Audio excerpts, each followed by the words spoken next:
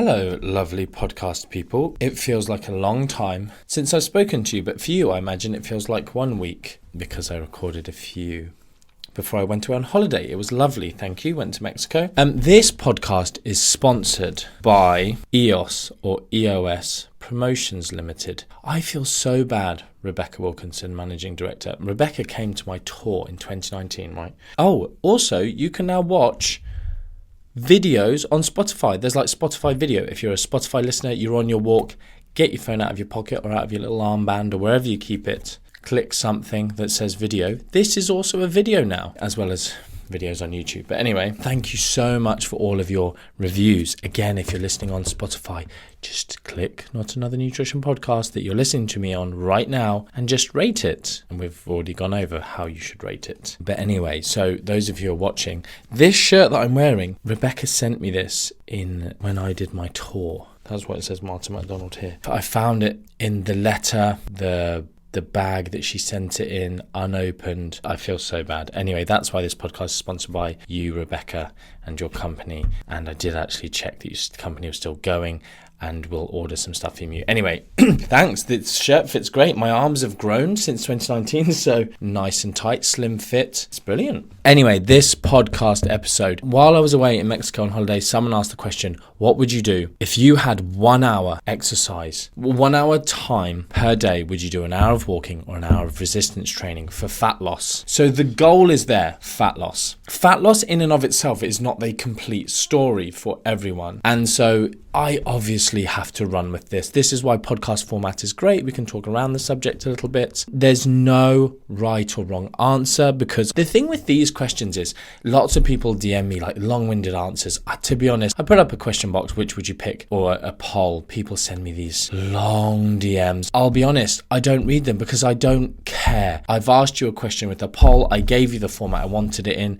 If I wanted an open discussion, I'd say DM me. I did not. If you don't attach nudes, of course, I'm not going to spend as much time in that mess. I'm joking. Kind of, sort of, am I? So, lots of people are like, well, I would do this, I would do that. It depends, blah, blah, blah, blah, blah. That's the whole point of me doing this podcast, not for you to say in my DMs, just which would you pick? It was just an interesting thing. Just click the button, move on. It's fine. It's not a test. So there's no particular right or wrong answer, but I've given it a little ponder, and I'm just going to talk to you a bit, as ever, about what the research says, maybe in and around this subject. So it does depend on the really specific outcome you're looking at. It does depend on the situation. So if we take this to the extreme, you have 1 hour to move in a day. All your other time, you don't have time to get off the bus one stop early and do the extra walking there. There are no stairs at your place of work. You have to use the lift, or you already use the stairs, but it doesn't contribute to your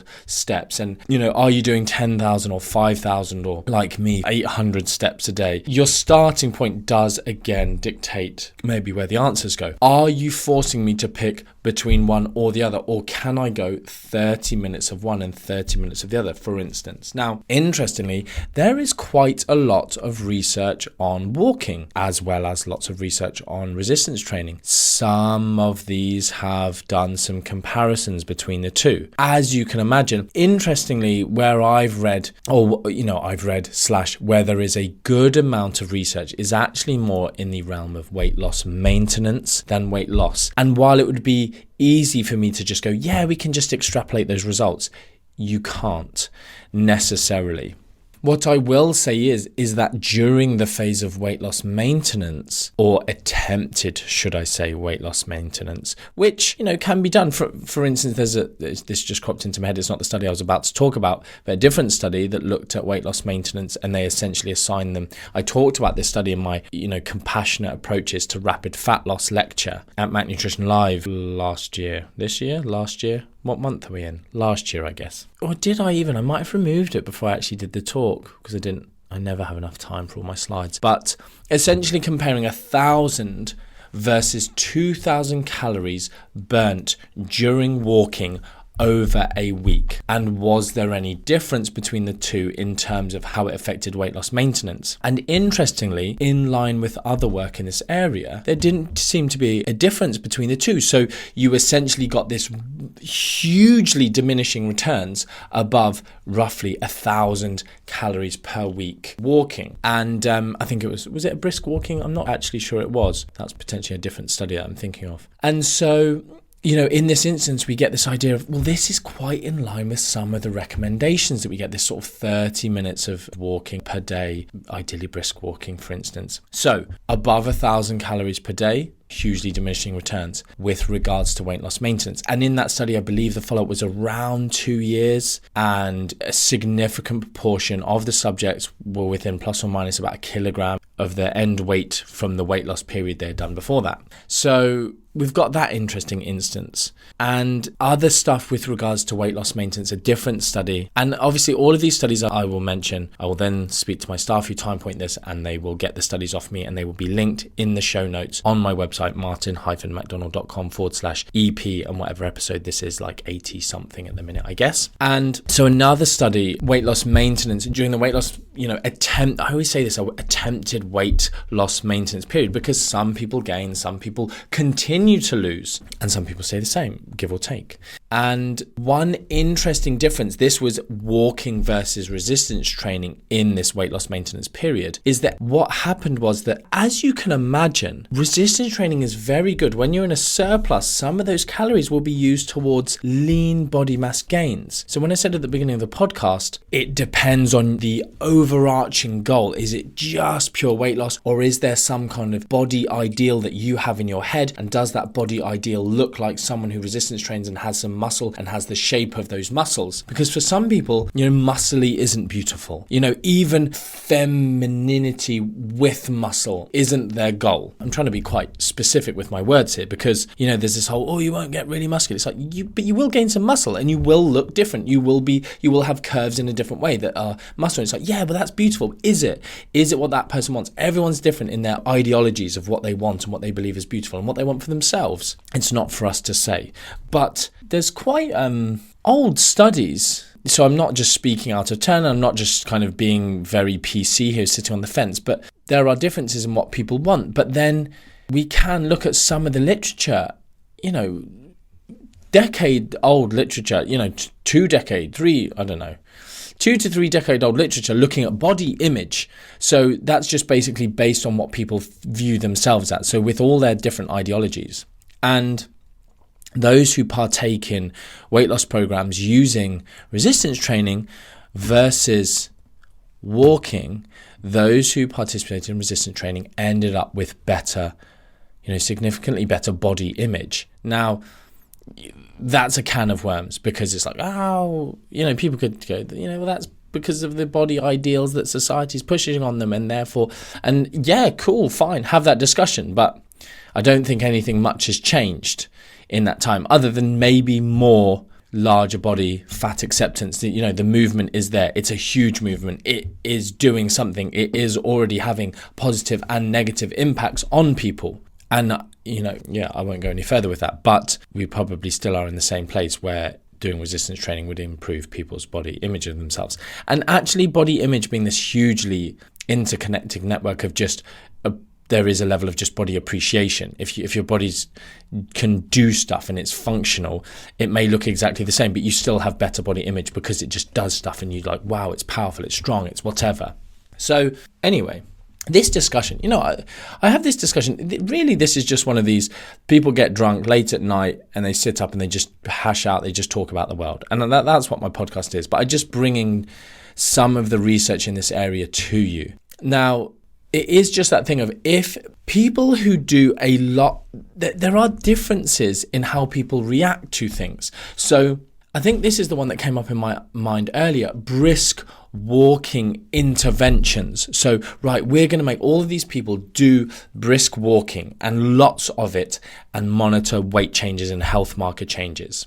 And the reason this study just popped into my head, because I was about to talk about NEAT. And in this study, they looked at people's changes in activity levels, non-exercise activity, NEAT, or NEPA, non-exercise physical activity. And some people actually, and we've known this for a long time, it's potentially even exacerbated when they do like high intensity exercise, like cardio, loads and loads of exercise. But even in this brisk walking program, some people became less active at other times of day because of this. And so you have this genetic, I talked about genetics in my very recent podcast quite in depth, and I probably touched on some similar stuff to this. And actually I'm going to talk more about this with regards to all these idiots now in the industry talking about personalized nutrition, and I called this stuff out first. You go and try anyone who called out people like Tim Spector before me. I called this out long ago. I knew he was going to be the next Tim Noakes. Even maybe it was on my podcast, so how long has my podcast been going? Anyway, so I'm going to do some stuff on this on individual variations. Lots of you will know I've been talking about DNA testing and food intolerance testing, all these things that supposedly give us this ability to personalize what we do with our nutrition or exercise that just do not work. Microbiome testing, all of this stuff. But in this study, for instance, this brisk walking, it was like, yes, some people got less active when they started doing a planned brisk walking exercise intervention program. So there is an element there. Would you know about that? Probably not. People go, you got to test what works for yourself, and it's like, you probably wouldn't know if your NEAT went down as a result of walking. And walking, across the board, people getting these health benefits. So, no one walks more, becomes more active, and suddenly it's like, oh my goodness, their cardiovascular disease risk factors are going up. Like, that doesn't happen. Some people get brilliant effects. Some people get, very little effects, especially if there are other activities going down. But the brisk walking will, the cardiovascular system will benefit from that. So again, getting away from this purist view of like calories burned is good. One other thing that sprung to mind with regards to this idea is the fact that resistance training during a targeted fat loss intervention, so when we're trying to get ourselves into a state of more calories burned than calories stored, energy deficit scenario, and we know when we are in this state of negative energy flux, our NEAT tends to go down by varying degrees based on our genetics. Resistance training seems to reduce our specific reduction in NEAT. So let's say my reduction in NEAT isn't very much, someone else's is much bigger, but both of us seemingly will benefit from doing some resistance training during this dieting phase, let's call it, will benefit from our metabolism, and we're talking our total metabolism, not a BMR, but our total energy expenditure. The amount that will reduce as a result of dieting will be less because we included some resistance training. You may need to just click that little button, 15 seconds, 30 seconds back. Just listen to that again if you need to clarify that. So the negative effects, the reduction in our overall energy expenditure over 24 hours might be less, is likely to be less. In research has been shown to be less, and you can click the link in the show notes to find this study, might be less because we engaged in some resistance training activity during a diet. So I'm kind of trying to build a picture for people to be able to make their own decisions. Like, you are going to retain muscle / build muscle more during your diet if you're doing resistance training. That is a hugely obvious fact. You are going to be able to change the shape of your body more by engaging in the resistance training, and then you can use diet to lose body fat, put yourself in a calorie deficit. You also have all of these other opportunities to be active in life, but maybe you're saying that you don't. Likewise, you can have a brilliant resistance training program that is 2, 3, 4, 5 days per week, and so let's say you do 4 days a week of brilliant resistance training. You do an upper, lower, or push-pull legs, push, rotation, or whatever you want to do. Arms, chest, arms, chest, arms, arms, chest, arms, chest, legs, arms, chest, arms, chest, back, arms, chest, arms is my preferred training program. But on the other days, you might want to do arms, cardio, arms, chest, arms, cardio, arms, chest, back, cardio, arms, legs, cardio. And I'm saying cardio, that's when I'm talking about walking. But anyway, I'll stop messing about now. You see what I mean? Is like, this person has given us this scenario where I've got 1 hour today, 1 hour per day to move. And it's like, cool. It can be different on different days. And it depends on your goals in terms of, as if someone was your coach, it'd be looking at let's look at the overall. We've got 7 days, we've got 7 hours. How are we going to prescribe these 7 hours? There's also the important thing of going, well, how much do you want to improve your fitness? Because walking isn't going to hugely improve fitness unless your baseline fitness levels are very, very low. And actually you can improve VO2 max. You can improve your cardiovascular system through certain types of resistance training as well. So, can you almost subconsciously or without increasing the tax on your time, increase your NEAT and increase steps done through different daily activities, and then use that time to do resistance training. Likewise, I will just finish by saying, change your training up so you're doing 45 minutes resistance training and then 15 minutes of moving, of walking, of even, potentially doing some higher intensity interval type training, which will really, really stress your heart, benefit your cardiovascular system, and almost, just your volume of training will just go up in that time period. When your time poor, high intensity interval training is actually quite an effective, time efficient way of doing those things. For fat loss, we then just have, then there becomes discussions about impact on appetite, impact on your state of energy flux, what your appetite does in the long term. So I feel like I've given you some interesting insights there. I've talked to you about some research. I've not given you some exact answers, but I hope I've probably at least gone, do some resistance training. I saw someone discussing about don't sacrifice sleep for, some extra steps. And I thought, that's a brilliant recommendation, because there are people out there going, I get 6 hours sleep, but if I just get 5.5 or 5, I get an extra, I need to hit my 10K steps, I need to get up before work. Actually, do you know what? Your appetite's going to go up. How inactive are you really? Do you need to be doing those? Why are you doing those? Sleep is so important for so many different things in terms of mood, mental health, appetite, recovery. People talk about balancing hormones. Forget all these fancy protocols. Just flipping get enough sleep. That's this kind of scenario that we're talking about here as well. Cool. Anyway, until next time, I think I might actually just quickly turn this podcast around and record one straight away on this. My mind's going on this whole personalized nutrition rubbish going on. Just again, I'll do it. Hope you enjoyed this podcast. Please do, if you're listening on Spotify, leave a review. Or you don't even have to leave a review. You just literally click a button, 5 stars or whatever stars, but probably 5 stars. 5 stars. 5 stars, fine. Much love. 5 stars.